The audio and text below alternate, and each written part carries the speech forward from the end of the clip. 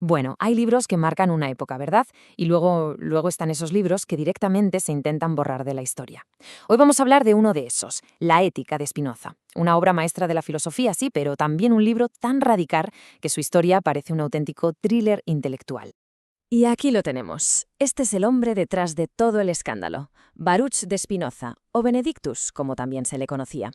Un filósofo del siglo XVII que escribió una obra, su obra cumbre, que fue considerada literalmente una bomba de relojería, hasta tal punto que sus amigos más íntimos tuvieron que jugárselo todo pero todo para que ese libro viera la luz.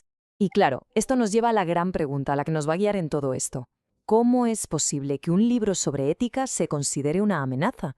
O sea, ¿qué ideas podía tener dentro para que lo persiguieran, lo prohibieran y lo llamaran impío y pestilente? Pues bien, la respuesta está en su increíble historia, la de su creación y su publicación clandestina. Así que, para entender el libro en sí, la clave es entender primero por qué le tenían tanto miedo. Porque no era solo un texto de filosofía, ¿eh? Era casi un manifiesto que hacía temblar los cimientos del poder tanto de la Iglesia como del Estado de su época.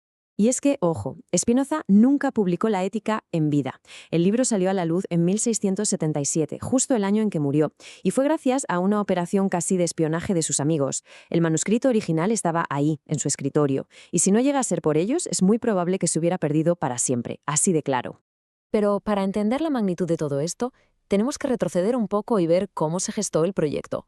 Porque La Ética no es un libro que se escribiera en 2 tardes, ni mucho menos. Fue el trabajo de toda una vida, desarrollada además en un secretismo casi total durante más de 10 años. 14 años. Fijaos en la cifra. 14 años le dedicó Spinoza a esta obra. Fue un proyecto que se comió básicamente gran parte de su vida adulta.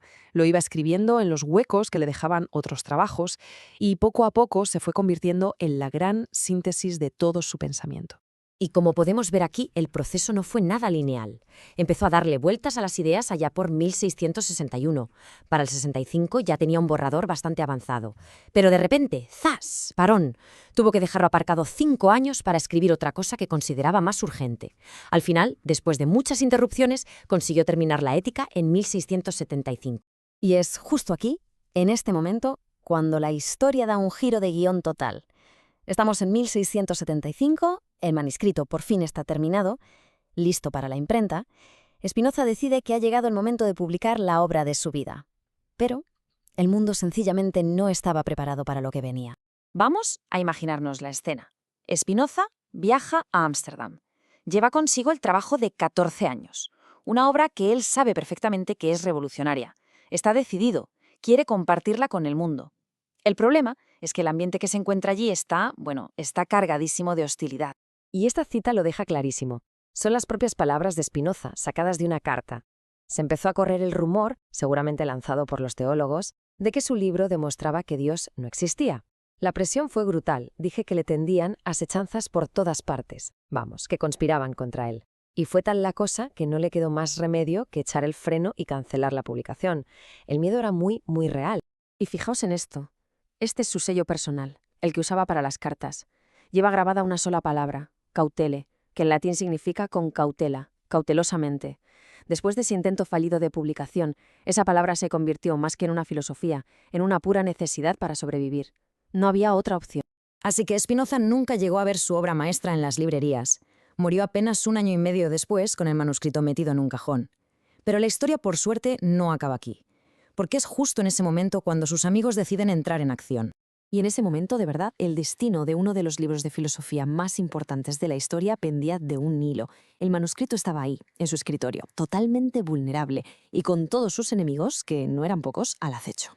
Pero sus amigos actuaron con una rapidez y una valentía increíbles. En menos de una semana, 5 días, ya habían asegurado el manuscrito y se lo habían dado a un librero de confianza. Sabían que el tiempo corría en su contra, sobre todo porque el gobierno ya le había prohibido a Spinoza otro libro antes. Así que se movieron a toda velocidad. Y para finales de ese mismo año La Ética ya estaba impresa. Una operación relámpago. Y además, el plan que tenían era brillante. No publicaron una, sino 2 ediciones a la vez. Una en latín, que era el idioma académico, para que llegara a los intelectuales de toda Europa, y otra en holandés, para el público local. Una jugada maestra para asegurar que las ideas se difundieran lo máximo posible, pasara lo que pasara. La reacción, como era de esperar, fue inmediata y furibunda. Las acusaciones de impío y pestilente no tardaron en llegar. De hecho, solo 4 meses después de salir a la venta, el libro fue prohibido oficialmente, lo que demuestra que, desde luego, la cautela de Spinoza y las prisas de sus amigos no eran ninguna tontería, estaban totalmente justificadas. Vale, ya hemos visto la increíble historia del libro. Pero ahora vamos a meternos dentro. ¿Qué es la ética en realidad? Pues Spinoza la diseñó como una especie de manual, casi un mapa, para que cualquier ser humano pudiera alcanzar la libertad a través de la razón. Y para construir este mapa, Spinoza usó una herramienta muy poco común en filosofía, el método geométrico. O sea, estructuró todo el libro como si fueran los elementos de Euclides, con sus definiciones, sus axiomas, sus proposiciones, todo demostrado paso a paso. Quería que su sistema fuera tan irrefutable, tan lógico, como una demostración matemática. Y este método tan riguroso nos lleva por un camino que tiene 5 etapas, 5 grandes pasos. Se empieza por lo más grande, la realidad en sí, lo que él llama Dios o naturaleza. A partir de ahí se baja a la mente humana y a las emociones, los afectos que nos gobiernan. El objetivo es darnos cuenta de cómo esas pasiones nos hacen esclavos para, al final del todo, aprender a liberarnos usando el intelecto, el entendimiento. Al final, todo este edificio lógico tan complejo nos conduce a una idea central. Una idea que, la verdad, sigue siendo tan provocadora hoy como lo era en el siglo XVII. Y esa idea tiene que ver con qué es de verdad la libertad. Y aquí está el bombazo final. Para Spinoza, ser libre no es poder elegir lo que nos da la gana, no. La auténtica libertad consiste en entender por qué las cosas son como son, por qué no pueden ser de otra manera, incluida nuestra propia naturaleza. Y una vez que lo entiendes, actuar en consecuencia. Es liberarse de la ignorancia, no de las leyes de la naturaleza. Así que la pregunta que nos deja la ética es radical. En un mundo como el nuestro, obsesionado con la capacidad de elegir, Spinoza nos lanza esto. ¿Y si la libertad no consistiera en elegir, sino en comprender? ¿Y si la máxima libertad se encontrara, aunque parezca una paradoja, en entender por qué somos como somos y no podemos ser de otra forma? Desde luego una idea por la que, como hemos visto, mereció la pena arriesgarlo todo.